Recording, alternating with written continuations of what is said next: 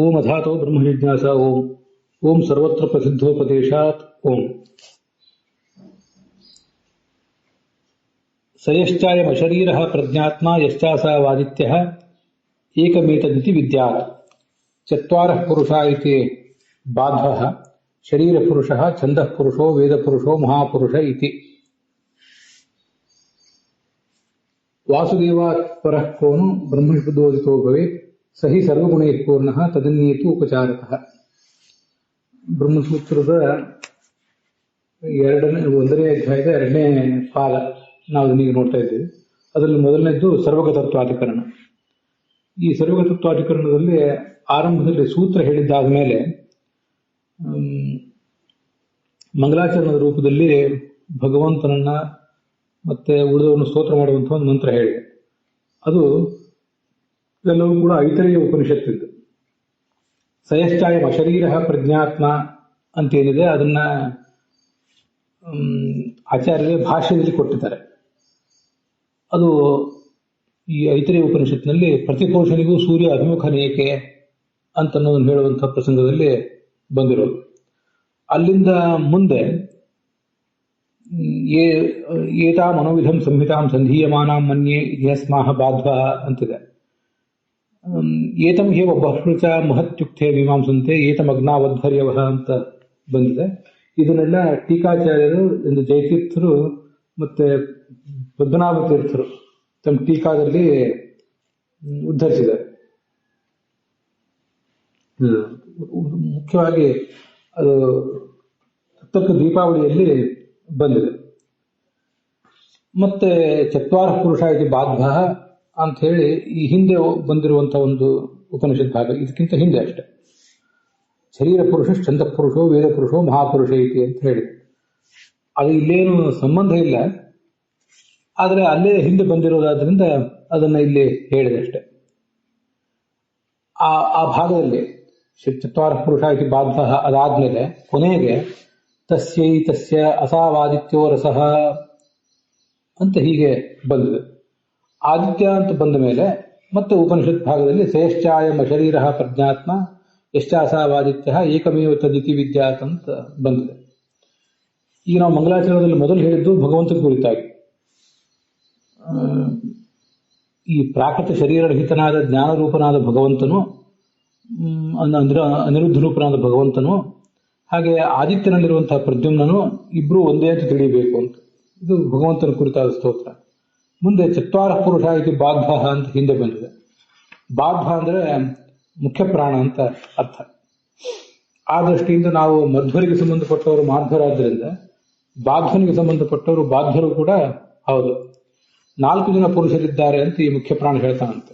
ಯಾರಂದ್ರೆ ಶರೀರ ಪುರುಷ, ವೇದ ಛಂದ ಪುರುಷ, ವೇದ ಪುರುಷ ಮತ್ತು ಮಹಾಪುರುಷ ಅಂತ. ಶರೀರ ಪುರುಷ ಅಂದ್ರೆ ಶಿವ, ಶರೀರಾಭಿಮಾನಿ ಆದನು. ಛಂದ ಪುರುಷ ಅಂದ್ರೆ ವರ್ಣಮಾಲೆಯ ಅಭಿಮಾನಿ ಶೇಷ. ವೇದ ಪುರುಷ ಅಂದ್ರೆ ಗರುಡ. ಇಷ್ಟು ಒಟ್ಟು ಕೇಳಿ ಬರ್ತದೆ. ಮತ್ತೆ ಮಹಾಪುರುಷ ಅಂದ್ರೆ ಈ ಚತುರ್ಮುಖ ಬ್ರಹ್ಮ, ಸಂವತ್ಸರ ಪುರುಷನನ್ನೇ ಅವನನ್ನೇ ಮಹಾಪುರುಷ ಅಂತ ಹೇಳ್ತಾರೆ. ಹೀಗೆ ಪರಮಾತ್ಮಂದು ಚತುರ್ಮುಖ, ಮುಖ್ಯ ಪ್ರಾಣ, ಗರುಡ, ಶೇಷ, ರುದ್ರ ಅವರೆಲ್ಲರನ್ನೂ ಅಲ್ಲಿ ಸ್ತೋತ್ರ ಮಾಡಿದಂತ ಆಯ್ತು. ಈಗ ಇದಕ್ಕೆ ಸಂಬಂಧಿಸಿದಂತೆ ತತ್ವ ಪ್ರಕಾಶಿಕ ನಾವು ನೋಡೋಣ. ಆಚಾರ್ಯರು ಮೊದಲು ಹೇಳ್ತಾರೆ, ಲಿಂಗಾತ್ಮಕಾನಾಂ ಶಬ್ದಾನಾಂ ವಿಷ್ಣು ಪ್ರವೃತ್ತಿಂ ದರ್ಶಯತಿ ಅಸ್ಮಿನ್ ಪಾದೆ ಪ್ರಾಧಾನ್ಯೇನ. ಈ 2ನೇ ಪಾದದಲ್ಲಿ ಲಿಂಗಾತ್ಮಕವಾದ ಶಬ್ದಗಳ ಸಮನ್ವಯವನ್ನು ತೋರಿಸ್ತಾರೆ. ಹಿಂದಿನ ಪಾದದಲ್ಲಿ ನಾಮಾತ್ಮಕ ಶಬ್ದಗಳ ಸಮನ್ವಯವನ್ನು ತೋರಿಸಿದ್ರು, ಈಗ ಲಿಂಗಾತ್ಮಕ ಶಬ್ದಗಳ ಸಮನ್ವಯವನ್ನು ತೋರಿಸ್ತಾರೆ. ಅದು ಪ್ರಾಧಾನ್ಯೇನ, ಹೆಚ್ಚು ಕಡಿಮೆ ಹಾಗೆ ಒಂದು ಸ್ವಲ್ಪ ಏನಾದರೂ ಬೇರೆ ತರ ಬರಬಹುದು. ನಾಮಾತ್ಮಕ ಶಬ್ದದ ಸಮನ್ವಯ ಕೂಡ ಅಲ್ಲಿ ಬರಬಹುದು. ಅದನ್ನು ಮುಂದೆ ಹೇಳ್ತಾರೆ.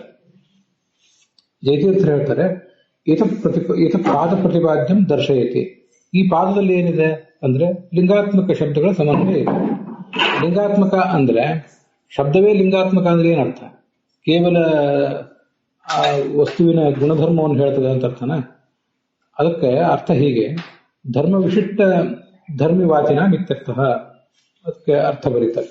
ಲಿಂಗಾತ್ಮಕ ಶಬ್ದ ಅಂದ್ರೆ ಧರ್ಮದಿಂದ ವಿಶಿಷ್ಟವಾದ ಧರ್ಮಿವಾಚಕವಾದಂತಹ ಶಬ್ದ ಅಂದ್ರೆ ಯೌಗಿಕಾನಾಂ ಇತ್ಯರ್ಥ ಅಂತ ರಾಘವೇಂದ್ರ ಸ್ವಾಮಿ ಬರೆದಿದ್ದಾರೆ. ಅದನ್ನು ಕೂಡ ನೀವು ಅಲ್ಲಿ ಗುರ್ತು ಮಾಡ್ಕೋಬಹುದು. ಅಂತೂ ಧಾತು ಒಂದು ಪ್ರತ್ಯಯ, ಅವುಗಳ ಯೋಗದಿಂದ ಸಿಕ್ಕಿರುವಂತಹ ಅರ್ಥವನ್ನ ಅಲ್ಲಿ ಸಮನ್ವಯ ಮಾಡ್ತಾರೆ ಅಂತ ಅದರ ತಾತ್ಪರ್ಯ. ಲಿಂಗಾತ್ಮಕ ಅಂದ್ರೆ ಹೀಗರ್ಥ. ಅನ್ಯತ್ರ ಪ್ರಸಿದ್ಧಾನಾಮ ಅಂತ ಹಿಂದೆ ಏನು ಬಂದಿದೆ ಅದಂತೂ ಇಲ್ಲಿ ಮುಂದುವರಿತದೆ, ಅದು ಇದ್ದೇ ಇರ್ತದೆ. ಅಂತೂ ಅನ್ಯತ್ರ ಪ್ರಸಿದ್ಧವಾದ ಲಿಂಗಾತ್ಮಕ ಶಬ್ದಗಳನ್ನು ಇಲ್ಲಿ ಸಮನ್ವಯ ಮಾಡಿಸಿ ತೋರಿಸ್ತಾರೆ ಅಂತ ಅದರ ತಾತ್ಪರ್ಯ. ಅನ್ಯತ್ರ ಪ್ರಸಿದ್ಧಾನಾಮ ಸಂಯೋಜ್ಯಂ, ಅದನ್ನು ಸೇರಿಸಿಕೊಳ್ಬೇಕು. ಮತ್ತೆ ಪ್ರಾಧಾನ್ಯ ಅಂತ ಯಾಕೆ ಹೇಳಿದ್ದಾರೆ ಅಂದ್ರೆ ಹೆಚ್ಚು ಕಡಿಮೆ ಅಂತ ಅರ್ಥ ಹೇಳಿದೆ. ಇದೇ ಅಧಿಕರಣದಲ್ಲಿ ಮುಂದೆ, ಇದೇ ಪಾದದಲ್ಲಿ ಮುಂದೆ ವೈಶ್ವಾನರಾಧಿಕರಣ ಅಂತ ಒಂದು ಅಧಿಕರಣ ಬರೋದು. ಆ ವೈಶ್ವಾನರಾಧಿಕರಣದಲ್ಲಿ ಒಂದು ನಾಮವನ್ನು ಕೂಡ ಸಮನ್ವಯ ಮಾಡಿ ತೋರಿಸ್ತಾರೆ. ಯಾವುದೂ ನನಗೂ ಈಗ ನೆನಪಿಲ್ಲ. ಅಂತೂ ವೈಶ್ವಾನರ ನಾಮವೇ ಇದ್ದಿರಬಹುದು, ಅದು ನೋಡೋಣ ಮುಂದೆ. ಅದನ್ನ ಸಮನ್ವಯಿಸಿ ತೋರಿಸ್ತಾರೆ ಮುಂದೆ. ಅದು 7ನೇ ಅಧಿಕರಣ. ಮತ್ತೆ ವೈಶ್ವಾನರ ಸಾಧಾರಣ ಶಬ್ದ ವಿಶೇಷ ಅಂತ 24ನೇ ಸೂತ್ರ. ಅಲ್ಲಿ ಈ ನಾಮಾರ್ಥಕ ಶಬ್ದವನ್ನು ಕೂಡ ಸಮನ್ವಯಿಸಿ ತೋರಿಸ್ತಾರೆ. ಆದ್ರಿಂದ ಇಲ್ಲಿ ಲಿಂಗಾತ್ಮಕ ಶಬ್ದಗಳದೇ ಸಮನ್ವಯ ಅಂತಂದ್ರೆ ಹೆಚ್ಚು ಕಡಿಮೆ ಲಿಂಗಾತ್ಮಕ ಶಬ್ದಗಳ ಸಮನ್ವಯ ಅಂತ ಅದು ತಾತ್ಪರ್ಯ. 24ನೇ ಸೂತ್ರವನ್ನು ನೀವು ನೋಡ್ಬೋದು. ವೈಶ್ವಾನರ ಸಾಧಾರಣ ಶಬ್ದ ವಿಶೇಷ ಅಂತ ಹೀಗೆ.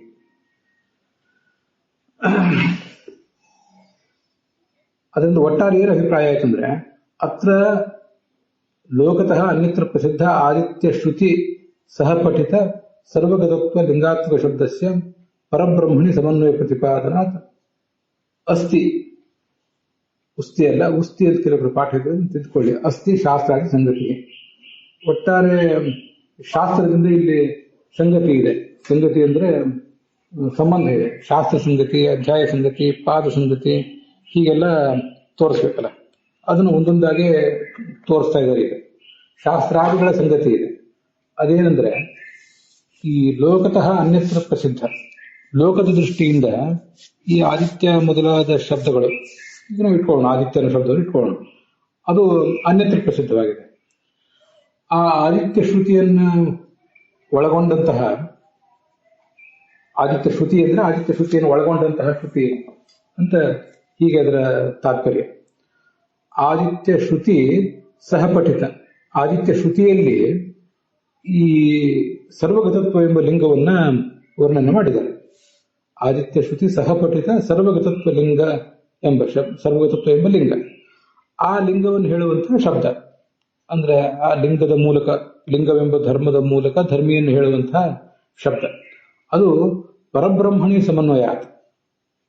ಲೋಕದ ದೃಷ್ಟಿಯಿಂದ ಅದು ಆದಿತ್ಯನಲ್ಲಿ ಪಠಿತ ಆಗಿರಬಹುದು, ಆದ್ರೆ ಅದನ್ನ ಪರಬ್ರಹ್ಮನಾದ ನಾರಾಯಣನಲ್ಲಿ ಪ್ರತಿಪಾದನೆ ಮಾಡಿ ತೋರಿಸ್ತಾ ಇದ್ದಾರೆ. ಆದ್ದರಿಂದ ಅಸ್ಥಿ ಶಾಸ್ತ್ರಾದಿ ಸಂಗತಿ, ಒಟ್ಟಾರೆ ಬ್ರಹ್ಮಸೂತ್ರಕ್ಕೆ ಇಲ್ಲಿ ಸಂಗತಿಯೂ ಇದೆ, ಹಾಗೆ ಅಧ್ಯಾಯ ಸಂಗತಿಯೂ ಕೂಡ ಇದೆ. ಯಾಕಂದ್ರೆ ಮೊದಲನೇದು ಸಮನ್ವಯಾಧ್ಯಾಯ, ಅದು ಗೊತ್ತಾಗ್ತದೆ. ಸಮನ್ವಯಾಧ್ಯಾಯದಲ್ಲಿ ಈಗ ನಾವು ಪ್ರತಿಪಾದನೆ ಮಾಡ್ತಾ ಇರೋದು ಲಿಂಗಾತ್ಮಕವಾದಂತಹ ಶಬ್ದವನ್ನು. ಅಲ್ಲಿ ಆದಿತ್ಯ ಶ್ರುತಿ ಸಹಪಠಿತ ಅಂತಿದೆ. ಲೋಕದ ದೃಷ್ಟಿಯಿಂದ ಆದಿತ್ಯ ಅನ್ನೋ ಶಬ್ದ ಅನ್ಯತ್ರ ಪ್ರಸಿದ್ಧ, ಅಂದ್ರೆ ಸೂರ್ಯನಲ್ಲಿ ಪ್ರಸಿದ್ಧ, ಹೌದು. ಆದ್ರೆ ಆ ಸೂರ್ಯನಲ್ಲಿ ಸರ್ವಗತತ್ವ ಅನ್ನೋದು ನಮಗೆ ಕಂಡು ಬಂದಿರೋದಿಲ್ಲ. ಸೂರ್ಯ ಸರ್ವಗತ ಅಂತ ಜಗತ್ತಿನಲ್ಲಿ ಯಾರು ಕೂಡ ತಿಳ್ಕೊಂಡಿಲ್ಲ. ಆದ್ರೆ ಆದಿತ್ಯ ಅನ್ನೋ ಶಬ್ದವನ್ನು ನಾವು ವೇದವಾಕ್ಯದ ಮೂಲಕ ಏನಾದರೂ ನೋಡ್ಲಿಕ್ಕೆ ಹೊರಟ್ರೆ ಅಲ್ಲಿ ಸರ್ವಗತತ್ವ ಅನ್ನೋದು ಸೂರ್ಯನಲ್ಲಿ ಕಾಣಿಸ್ತದೆ. ಅದಕ್ಕೆ ಲೋಕ ದೃಷ್ಟಿಯಿಂದ ಅನ್ಯತ್ರ ಪ್ರಸಿದ್ಧವಾದದ್ದು ಆದಿತ್ಯ ಶಬ್ದ. ಆ ಆದಿತ್ಯ ಶಬ್ದವನ್ನು ಹೇಳುವಂತಹ ಶ್ರುತಿಯಲ್ಲಿ ಜೊತೆಗೇನೆ ಹೇಳಲ್ಪಟ್ಟದ್ದು ಸರ್ವಗತತ್ವ ಎಂಬ ಲಿಂಗ ಅಂತ ಈಗ ಅದನ್ನ ನಾವು ತಿಳ್ಕೊಳ್ಬೇಕು. ಅದಕ್ಕೆ ಅತ್ರ ಅಂತ ಮೊದಲು ಇದೆಯಲ್ಲ, ಅತ್ರ ಪರಬ್ರಹ್ಮಣಿ ಸಮನ್ವಯ ಪ್ರತಿಪಾದನಾ. ಈ ಪಾದದಲ್ಲಿ ಪರಬ್ರಹ್ಮನಲ್ಲಿ ಸಮನ್ವಯಿಸಿ ತೋರಿಸ್ತಾ ಇರೋದ್ರಿಂದ ಅಧ್ಯಾಯ, ಒಟ್ಟಾರೆ ಬ್ರಹ್ಮಸೂತ್ರ ಗ್ರಂಥ ಮತ್ತು ಈ ಅಧ್ಯಾಯ, ಈ ಪಾದ, ಈ ಅಧ್ಯಾಯ ಇತ್ಯಾದಿಗಳ ಸಂಗತಿ ಇದೆ. ಬ್ರಹ್ಮಸೂತ್ರ ಮತ್ತು ಅಧ್ಯಾಯದ ಸಂಗತಿ ಇದೆ. ಪಾದ ಅನ್ನೋದು ಮುಂದೆ ಇದು ತಾನಾಗಿಯ ಸಂಗತಿ, ಅದು ಗೊತ್ತಾಗೇ ಆಗ್ತದೆ. ಈಗ ಭಾಷ್ಯ ನೋಡೋಣ. ಬ್ರಹ್ಮ ತತಮಮಿತಿ ಸರ್ವಗತತ್ವ ಮುಕ್ತಂ ವಿಷ್ಣೋ. ಈ ವಿಷ್ಣುವಿಗೆ ನೀವು ಸರ್ವಗತತ್ವವನ್ನು ಈ ಹಿಂದೆ ಹೇಳಿದ್ರಿ. ಹಿಂದಿನ ಪಾದದಲ್ಲಿ ಜೀವಮುಖ್ಯ ಪ್ರಾಣಲಿಂಗಾನ್ಯತಿಯನ್ನ ಅಂತೇನು ಶಬ್ದ ಬಂದಿತ್ತಲ್ಲ, ಅಲ್ಲಿ ಬ್ರಹ್ಮ ತತಮಮ ಪಶ್ಯತ್ ಅಂತ ಹೀಗೊಂದು ವೇದವಾಕ್ಯ ಬಂದಿದೆ. ಅದರ ಅರ್ಥ ಅವನು ಬ್ರಹ್ಮನನ್ನ ವ್ಯಾಪ್ತ ಎಂಬುದಾಗಿ ತಿಳಿದ ಅಂತ ಹೀಗಲ್ಲಿ ಬಂದಿರ್ತದೆ. ಸತ್ಯ, ಆ ಸರ್ವ ವ್ಯಾಪ್ತತ್ವ ಅನ್ನೋದೇನಿದೆಯಲ್ಲ ಅದು ಈಗ ಆದಿತ್ಯನಿಗೆ ತಿಳಿದು ಬರ್ತಾ ಇದೆ. ಅದೆಲ್ಲಿ ತಿಳಿದು ಬರ್ತಾ ಇದೆ ಅಂದ್ರೆ ತಸ್ಯೈತಸ್ಯ ಅಸಾವಾದಿತ್ಯೋ ರಸಃ. ಇದು ಕೂಡ ಈ ಚತ್ವಾರ ಪುರುಷ ಇದು ಬಾಧ್ವ ಅಂತೇನು ಉಪನಿಷತ್ ವಾಕ್ಯ ಇದೆ, ಐತರೇಯ ಉಪನಿಷತ್ತಿನ ವಾಕ್ಯ. ಅಲ್ಲಿ ಕೊನೆಗೆ ತಸ್ಯೈತಸ್ಯ ಅಸಾವಾದಿತ್ಯೋ ರಸಃ ಅಂತ ಹೀಗೆ ನಾವು ತಿಳಿದಿದ್ದೀವಿ. ಅಲ್ಲಿ ಈ ವೇದವಾಕ್ಯ ಕಂಡು ಬರ್ತಾ ಇದೆ.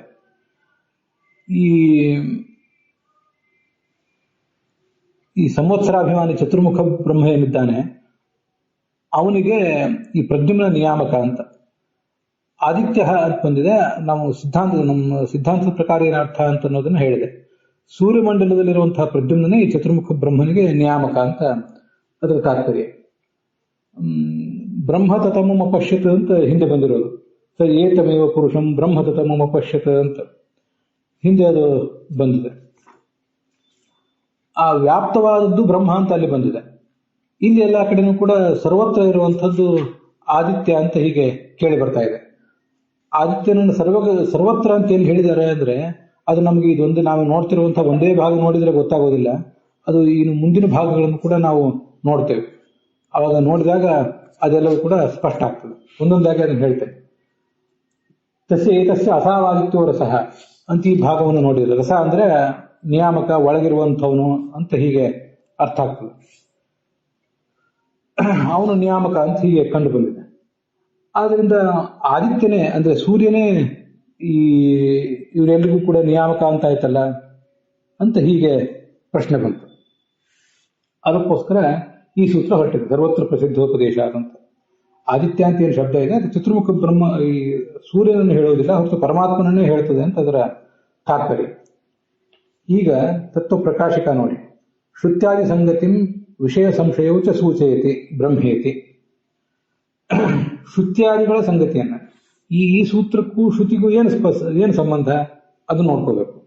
ಹಾಗೆ ವಿಷಯ, ಇಲ್ಲಿ ಏನು ವಿಷಯ ಪ್ರತಿಪಾದನೆ ಮಾಡ್ತಿದ್ದಾರೆ, ನಮಗೆ ಸಂಶಯ ಏನು ಬಂದಿತ್ತು ಅದೆಲ್ಲವನ್ನು ಕೂಡ ನಾವು ಗಮನಿಸಿ ನೋಡ್ಬೇಕಾಗ್ತದೆ. ಅದನ್ನೆಲ್ಲ ಈಗ ಬ್ರಹ್ಮತತಮಮ ಪಶ್ಯತ ಎಂಬ ಮಾತಿನಿಂದ ಆಚಾರ್ಯರು ತೋರಿಸ್ಕೊಡ್ತಾ ಇದ್ದಾರೆ. ಬ್ರಹ್ಮತತಮಮ ಪಶ್ಯತ ಸ ಏತಮೇವ ಪುರುಷಂ ಬ್ರಹ್ಮತತಮಮ ಪಶ್ಯತ ಅಂತ ದ್ವಿತೀಯಾರಣ್ಯಕದ ಚತುರ್ಥಾಧ್ಯಾಯದಲ್ಲಿ ಕೊನೆಗೆ ಬಂದಿದೆ. ವಿಷ್ಣುವಿನ ಅವತಾರ ರೂಪಗಳು ಕೂಡ ಪೂರ್ಣ ಅಂತ ಇದನ್ನು ತೋರಿಸುವಂತಹ ಪ್ರಸಂಗದಲ್ಲಿ ಏತಮೇವ ಸೀಮಾನಂ ವಿದಾರ್ಯ ಅಂತೆಲ್ಲ ಹಿಂದೆ ಬಂದಿತ್ತಲ್ಲ, ಅಲ್ಲಿ ವಿಷ್ಣುವಿಗೆ ಸರ್ವಗತತ್ವವನ್ನು ಹೇಳಿದ್ದಾರೆ. ಅದನ್ನೇ ನಾವು ಸರ್ವಗತನಾದವನು ಯಾರು, ವಿಷ್ಣು ಅಂತ ನೀವು ತಿಳ್ಕೊಂಡ್ರಿ, ಸರ್ವಗತನಾದವನು ಆದಿತ್ಯ ಯಾಕಾಗಬಾರ್ದು ಅಂತ ನಮಗೆ ಸಂಶಯ ಬಂದಿದೆ. ಯಾಕೆಂದ್ರೆ ತದೈವ ಐತರೇಯಕ್ಕೆ ಏತಂ ಹೇವ ಬಹುರುಚಾಹ ಮಹತ್ಯುಕ್ತೆ ಮೀಮಾಂಸಂತೆ ಏತಂ ಅಗ್ನಾವಧ್ವರ್ಯವಃ ಏತಂ ಮಹಾವ್ರತೆ ಸಂದೋಗಾಹ ಏತಂ ಅಸ್ಯಾಂ ಏತಂ ದಿವಿ ಏತಂ ವಾಯು ಏತವಾಕಾಶೆ ಅಂತ ಹೀಗೆ ಸರ್ವೇಷು ಭೂತೇಷು ಏತಮೇವ ಬ್ರಹ್ಮೇತ್ಯಾಚಕ್ಷತಿ ಇತ್ಯಾಮ್ನಾಯತೆ ಅಂತಿದೆ ನೋಡಿ ಜಯತೀರ್ಥರ ವಾಕ್ಯ. ಇದನ್ನ ನಾವು ನೋಡ್ಬೇಕೀಗ. ಆ ಸೂರ್ಯ ಅವನೇ ಸರ್ವತ್ರ ವ್ಯಾಪ್ತ ಅಂತ ನಾವು ಈಗ ಸಂಶಯ ಪಡ್ತಾ ಇದ್ದೀವಿ. ಯಾಕೆ ಹಾಗೆ ಸಂಶಯ ಪಡ್ತಾ ಇದ್ದೀವಿ ಅಂದ್ರೆ ಈ ತಸ್ಯೈತಸ್ಯ ಅಸಾವಾದಿತ್ಯೋ ರಸಃ ಅಂತೇನು ಒಂದು ವೇದವಾಕ್ಯ ಬಂತಲ್ಲ, ಅಲ್ಲಿಂದ ನಾವು ಮುಂದೆ ನೋಡಿದ್ರೆ ಐತರೇಯ ಉಪನಿಷತ್ತಿನಲ್ಲೇ ಪ್ರತಿ ಪುರುಷನಿಗೂ ಸೂರ್ಯ ಅಭಿಮುಖನೇಕೆ ಇದೆಲ್ಲ ಬಂದಿದೆ. ವಾಯುದೇವನ ಪುರುಷೋಪಾಸನೆ ಅಂತ ಮೊದಲು ಬಂದಿದೆ. ಅದಾದ್ಮೇಲೆ ಅಲ್ಲೇ ತಸ್ಯೈತಸ್ಯ ಅಸಾವಾದಿತ್ಯೋ ರಸಃ ಅಂತ ಬಂದಿದೆ. ಪ್ರತಿ ಪುರುಷನಿಗೂ ಸೂರ್ಯ ಅಭಿಮುಖನೇಕೆ ಅನ್ನೋ ಹೆಡ್ಡಿಂಗ್ ನಲ್ಲಿ ಸಯಶ್ಚಾಯಂ ಅಶರೀರ ಪ್ರಜ್ಞಾತ್ಮ ಯಶ್ಚಾಸಾವಾದಿತ್ಯ ಏಕಮೇವ ತತ್ ಅಂತ ಬಂದಿದೆ. ಅಶರೀರ ಪ್ರಾಕೃತ ಶರೀರ ರಹಿತನಾದವನು, ಪ್ರಜ್ಞಾತ್ಮ ಅಂದ್ರೆ ಜ್ಞಾನ ಸ್ವರೂಪನಾದವನು ಈ ಒಬ್ಬ ವ್ಯಕ್ತಿ, ಹಾಗೆ ಯಶ್ಚಾಸಾವಾದಿತ್ಯ ಸೂರ್ಯನಲ್ಲಿರುವ ವ್ಯಕ್ತಿ ಇಬ್ರು ಕೂಡ ಒಂದೇ ಅಂತ ತಿಳಿಯಬೇಕು ಅಂತ ಇಷ್ಟು ಬಂದಿದೆ. ಇದಾದ್ಮೇಲೆ ಮುಂದೆ ಅಯೋಗ್ಯರಿಗೆ ಉಪದೇಶಿಸಿದ್ರೆ ಅನಿಷ್ಟ ಇದೆ ಅಂತ ಬಂದಿದೆ. ಅಲ್ಲಿ ಎರಡನೇ ವಾಕ್ಯ ಈ ಜಯತೀರ್ಥರು ಮತ್ತೆ ಪದ್ಮನಾಭ ತೀರ್ಥರು ಇವರೆಲ್ಲರೂ ಕೂಡ ಉದ್ಧರಿಸಿದಂತಹ ವಾಕ್ಯ. ಇದಮ ಆಮ್ನಾಯತೆ. ಆಮ್ನಾಯ ಅಂದ್ರೆ ಆಮ್ನಾಯನ ಅಂದ್ರೆ ನಮ್ಗೆ ಗೊತ್ತಿದೆ, ಅನೇಕ ಬಾರಿ ಒಂದೇ ತರ ಹೇಳ್ತಾ ಹೋಗುತ್ತೆ. ಇತಿ ಆಮ್ನಾಯತೆ ಅಂತ ಜಯತೀರ್ಥರನ್ನು ತಗೊಂಡಿದ್ದಾರೆ. ಸಪ್ತಕ ದೀಪಾವಳಿಯಲ್ಲೂ ಮತ್ತೆ ಜಯತೀರ್ಥರು ಒಂದೇ ರೀತಿಯಾಗಿ ಅದನ್ನ ಹೇಳ್ತಾ ಹೋಗಿದ್ದಾರೆ. ಅದು ಏನದು ವಿಷಯ ಅಂದ್ರೆ, ಏತಂ ಸೇವ ಬಫುರ್ಚಾಹ ಮಹತ್ಯುಕ್ತೆ ಮೀಮಾಂಸಂತೆ. ಬಫುರ್ಚಾಹ ಅನ್ನೋದು ಯಾವತ್ತೂ ಕೂಡ ಋಗ್ವೇದಗಳಿಗೆ ಒಂದು ಪರ್ಯಾಯ ಪದ. ಋಕ್ ಅಂದ್ರೆ ಯಜುರ್ವೇದ, ಋಕ್ ಅಂದ್ರೆ ಋಗ್ವೇದ, ಯಜುಸ್ ಅಂದ್ರೆ ಯಜುರ್ವೇದ, ನಮ್ಗೆ ಗೊತ್ತಿದೆ. ಬಫುರ್ಚಾಹ ಅಂದ್ರೆ ಋಗ್ವೇದಗಳು ಅಂತ ಅದ್ರ ತಾತ್ಪರ್ಯ. ಅದರ ಅರ್ಥ ಗಮನಿಸಿ. ಈ ಭಗವಂತನನ್ನೇ ಋಗ್ವೇದಿಗಳು ಬೃಹತಿ ಸಹಸ್ರದಲ್ಲಿ ವಿಚಾರ ಮಾಡ್ತಾರೆ. ಬೃಹತಿ ಸಹಸ್ರ ಪಠನ ಮಾಡುವಾಗ, ಅದನ್ನು ವ್ಯಾಖ್ಯಾನ ಮಾಡುವಾಗೆಲ್ಲ ಅವನನ್ನೇ ಕಾಣ್ತಾರೆ. ಅವನಿಗೆ ಉಕ್ತ ಅಂತ ಹೆಸರು. ಏತಮೇವ ಅಗ್ನೌ ಅಧ್ವರ್ಯವ. ಅಧ್ವರ್ಯಗಳು ಅಂತ ಕರೀತಾರೆ ನೋಡಿ. ಯಜ್ಞದಲ್ಲಿ 4 ಜನ ಪುರೋಹಿತರು ಇರ್ತಾರಲ್ಲ, ಹೋತ, ಅಧ್ವರ್ಯು, ಉದ್ಗಾತ ಮತ್ತು ಬ್ರಹ್ಮ ಅಂತೇಳಿ. ಅದರಲ್ಲಿ ಅಧ್ವರ್ಯು ಅಂದ್ರೆ ಯಜುರ್ವೇದದ ಪುರೋಹಿತ. ಅದರಿಂದ ಅಧ್ವರ್ಯು ಎಂಬ ಶಬ್ದದಿಂದ ಯಜುರ್ವೇದಿಗಳು ಅಂತ ತಿಳ್ಕೊಳ್ಬೇಕು. ಅವನನ್ನೇ ಅಗ್ನಿಯಲ್ಲಿ, ಯಾಗದ ಅಗ್ನಿಯಲ್ಲಿ ಅವನನ್ನೇ ಉಪಾಸಿಸ್ತಾರೆ. ಅಗ್ನೌ ಅಧ್ವರ್ಯವ. ಏತಂ ಮಹಾವ್ರತೆ ಛಂದೋಗಾಹ. ಸಾಮವೇದಿಗಳು ಅಂತ ಅನ್ನೋದಕ್ಕೆ ಛಂದೋಗರು ಅಂತೇಳಿ ಪರ್ಯಾಯ ಪದ. ಆದ್ರಿಂದ ಅದನ್ನ ಛಾಂದೋಗ್ಯೋಪನಿಷತ್ ಅಂತ ಹೇಳ್ತಾರೆ. ಈ ಸಾಮವೇದದ ಉಪನಿಷತ್ ಆದ್ರಿಂದ ಅದನ್ನು ಛಾಂದೋಗ್ಯ ಉಪನಿಷತ್ ಅಂತ ಹೇಳ್ತಾರೆ. ಇನ್ ಜನರಲ್ಲಿ ಛಂದೋಗಾಹ ಅಂದ್ರೆ ಸಾಮವೇದಿಗಳು ಅಂತ ಅರ್ಥ. ಅವರು ಅವನನ್ನು ಮಹಾವ್ರತ ಅಂತ ಒಂದು ಯಾಗ, ಹಿಂದೆ ಇಂದ್ರ ಯಾಗ ಮಾಡಿದ್ದ ಅಂತ ಬಂತು, ಆ ತನ್ನ ಬ್ರಹ್ಮಹತ್ಯಾ ದೋಷ ಪರಿಹಾರಕ್ಕಾಗಿ ಅಲ್ಲಿ ಅವನನ್ನೇ ಆರಾಧಿಸ್ತಾರೆ ಸಾಮವೇದಿಗಳು. ಈ ಭಗವಂತ ಎಲ್ಲಿದ್ದಾನೆ ಅಂದ್ರೆ ಅದನ್ನು ಈ ನಮ್ಮ ಸರ್ವಗತ ಅಂತ ಹೇಳಲಿಕ್ಕೆ ಇದು ಮುಂದಿನ ಮಾತು ಕಾರಣ. ಏತಂ ಅಸ್ಯಾಂ. ಈ ಭಗವಂತನನ್ನ ಅಸ್ಯಾಂ ಅಂದ್ರೆ ಈ ಪೃಥ್ವಿಯಲ್ಲಿ, ನಾವು ಇರುವಂತಹ ಪೃಥ್ವಿಯಲ್ಲಿ, ಆಮೇಲೆ ದಿವಿ ಸ್ವರ್ಗೆ, ವಾಯುವಿನಲ್ಲಿ, ಆಕಾಶದಲ್ಲಿ, ನೀರಿನಲ್ಲಿ, ಔಷಧಿಗಳಲ್ಲಿ, ವನಸ್ಪತಿಗಳಲ್ಲಿ. ಔಷಧಿಗಳು ಅಂದ್ರೆ ಬಾಳೆ ಗಿಡ ಮೊದಲಾದದ್ದು ಒಂದ್ಸರಿ ಫಲ ಕೊಟ್ಟು ನಷ್ಟ ಆಗ್ತಾವಲ್ಲ ಅವು. ವನಸ್ಪತಿಗಳು ಅಂದ್ರೆ ದೊಡ್ಡ ದೊಡ್ಡ ವಟವೃಕ್ಷ ಮೊದಲಾದದ್ದೆಲ್ಲ, ಮಾವು ಇತ್ಯಾದಿಗಳು. ಅವುಗಳಲ್ಲಿ ಅವನನ್ನೇ ಕಾಣ್ತಾರೆ. ಚಂದ್ರನಲ್ಲಿ, ನಕ್ಷತ್ರದಲ್ಲಿ. ಏತಂ ಸರ್ವೇಷು ಭೂತೇಶು. ಎಲ್ಲಾ ಕಡೆಯೂ ಕೂಡ ಅವನನ್ನೇ ಕಾಣ್ತಾರೆ ಅಂತ ಹೀಗೆ ಬಂದಿದೆ. ಏತಮೇವ ಬ್ರಹ್ಮೇ ತ್ಯಾಚಕ್ಷತೆ. ಇವನನ್ನೇ ಬ್ರಹ್ಮ ಅಂತ ಹೇಳ್ತಾರೆ. ಸರ್ವಗತನಾದವನಿವನು. ಸರ್ವಗತನಾದಂತಹ ಇವನನ್ನೇ ಬ್ರಹ್ಮ ಎಂಬುದಾಗಿ ಕೂಡ, ಗುಣಪೂರ್ಣ ಎಂಬುದಾಗಿ ಕೂಡ ಹೇಳ್ತಾರೆ ಅಂತ ಹೀಗೆ ಸರ್ವೇಷು ಭೂತೇಶು, ಎಲ್ಲ ಕಡೆ ಇವನೇ ಇದ್ದಾನೆ ಅಂತ ಹೀಗೆ ಕಂಡು ಬಂದಿದೆ. ಹಿಂದೆ ಇವನನ್ನೇ ಆದಿತ್ಯ ಅಂತ ವರ್ಣನೆ ಮಾಡಿದರು. ಇದೇ ಬ್ರಹ್ಮನೇ ಆದಿತ್ಯ. ಹಾಗಾದ್ರೆ ಆದಿತ್ಯನೇ ಸರ್ವವ್ಯಾಪ್ತ ಅಂತ ಇದೆ, ವಿಷ್ಣು ಸರ್ವವ್ಯಾಪ್ತ ಅಂತ ಆಗಲಿಲ್ಲ ಅಂತ ಇಷ್ಟು ಪ್ರಶ್ನೆ. ಇತಿ ಆಮ್ನಾಯತೆ. ತದ್ಯದಿ ವಿಷ್ಣೋ ಅನ್ಯಸ್ಯ ಸ್ಯಾತ್ ತರ್ಹಿ ಪ್ರಾಚೀನ ಪ್ರಾಣ ಅಪಿ ಅನ್ಯ ಏವ ಸ್ಯಾತ್. ತತ್ವಪ್ರಕಾಶಕ ವಾಕ್ಯ.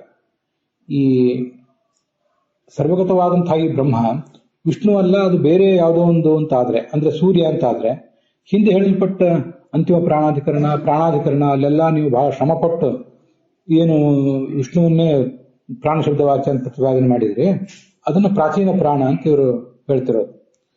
ಅದು ಕೂಡ ಬೇರೆನೇ ಆಗ್ಬಿಟ್ಟ, ವಿಷ್ಣು ಆಗ್ಲಿಲ್ಲ. ಯಾಕಂದ್ರೆ ಏಕ ಪ್ರಕರಣತ್ವ, ಒಂದೇ ಪ್ರಕರಣ ಅಲ್ವ ಇದೆಲ್ಲ. ಅತಃ ಅವಶ್ಯಂ ವಿಚಾರ್ಯಂ ಭವತಿ. ಅದನ್ನ ನಾವು ಇಲ್ಲಿ ವಿಚಾರ ಮಾಡಲೇಬೇಕಾಯ್ತು ಇದೆಲ್ಲದ್ರ ಬಗ್ಗೆನೂ ಕೂಡ. ವಿಷಯ ಏನು ಹಾಗಾದ್ರೆ ಅಂದ್ರೆ ಸರ್ವಗತತ್ವ ವಿಷಯ. ಸರ್ವಗತತ್ವ ಅನ್ನುವ ಗುಣ ಅದೊಂದು ಲಿಂಗ, ಅದು ಈಗ ಇಲ್ಲಿ ವಿಚಾರ್ಯ. ವಿಷ್ಣುವಿಗೆ ಈ ಸರ್ವಗತನಾದ ಒಂದು ತತ್ವ ಏನಿದೆ ಅದು ವಿಷ್ಣುವೋ ವಿಷ್ಣುವಿಗಿಂತ ಭಿನ್ನವೋ ಅಂತ ಈ ಥರದ್ದು ಪ್ರಶ್ನೆ ನಮಗೆ. ಇಷ್ಟು ಸಂದೇಹ. ಹಾಗಾದ್ರೆ ಸಂದೇಹ ಬರ್ಲಿಕ್ಕೆ ಏನು ಕಾರಣ ಅಂದ್ರೆ ಬ್ರಹ್ಮ ತತಮಂ ಅಪಶ್ಯತ ಅಂತ ಹಿಂದೆ ಬಂದಿದೆ. ಬ್ರಹ್ಮನನ್ನ ವ್ಯಾಪ್ತ ಎಂಬುದಾಗಿ ತಿಳಿದ ಅಂತ, ಬ್ರಹ್ಮ ತನ್ನನ್ನೇ ತಾನು ವ್ಯಾಪ್ತ ಅಂತ ತಿಳಿದ ಅಂತ. ಇತ್ಯುಕ್ತಿ ಬ್ರಹ್ಮ ವ್ಯಾಪ್ತ ಅಂತ ಅಲ್ಲಿ ಬಂದಿದೆ. ಇಲ್ಲಿ ಆದಿತ್ಯ ಶ್ರುತಿ ಇದೆ. ಆದಿತ್ಯ ಶ್ರುತಿ ಅಂದ್ರೆ ಇದೆ, ಯಶ್ಚಾಸಾವಾದಿತ್ಯ ಏಕಮೇವ ತತದ್ ಅಂತ ಹೀಗೆ ಬಂದಿದೆ. ಆ ಆದಿತ್ಯನನ್ನೇ ಮುಂದೆ ಏತಂ ಸರ್ವೇಷು ಭೂತೇಷು ಅಂತ ವರ್ಣನೆ ಮಾಡಿದ್ದಾರೆ. ಇವೆರಡೂ ಶ್ರುತಿಗಳು ಕೂಡ ಆದಿತ್ಯ ಶ್ರುತಿ ಅಂದ್ರೆ ಇದು ಆದಿತ್ಯನನ್ನು ವರ್ಣನೆ ಮಾಡುವಂತ ಶ್ರುತಿ. ಒಂದ್ ಕಡೆ ಬ್ರಹ್ಮನನ್ನು ವ್ಯಾಪ್ತ ಅಂತ ಹೇಳ್ತಾರೆ, ಒಂದ್ ಕಡೆ ಆದಿತ್ಯನನ್ನು ಸರ್ವತ್ರ ಇರುವವನು ಅಂತ ಹೇಳ್ತಾರೆ. ಆದ್ರಿಂದ ನಮಗೆ ಸಂದೇಹ ಬಂದಿದೆ ಅಂತ ಹೀಗೆ ತಾತ್ಪರ್ಯ. ಸಂದೇಹ ಬರ್ಲಿಕ್ಕೆ ಇದು ಬೀಜ ಕಾರಣ ಅಂತ ತಾತ್ಪರ್ಯ. ತತ್ರ ಸಯುಕ್ತಿಕಂ ಪೂರ್ವಪಕ್ಷ ಐತಿ. ತಚ್ಚೈತಸ್ಯ ಅಸಾವಾದಿತ್ಯ ಅನ್ನೋದೆಲ್ಲ ಯುಕ್ತಿ ಸಮೇತವಾದ ಒಂದು ಪೂರ್ವಪಕ್ಷ. ಅದನ್ನು ಆಚಾರ್ಯರು ಮೊದಲು ತೋರಿಸಿಕೊಡ್ತಾ ಇದ್ದಾರೆ. ಅದು ಸರ್ವಗತತ್ವ ಆದಿತ್ಯಸ್ಯೇವ ಭವೇತ್ ತತ್ವ ಪ್ರಕಾಶಿಕದಲ್ಲಿ.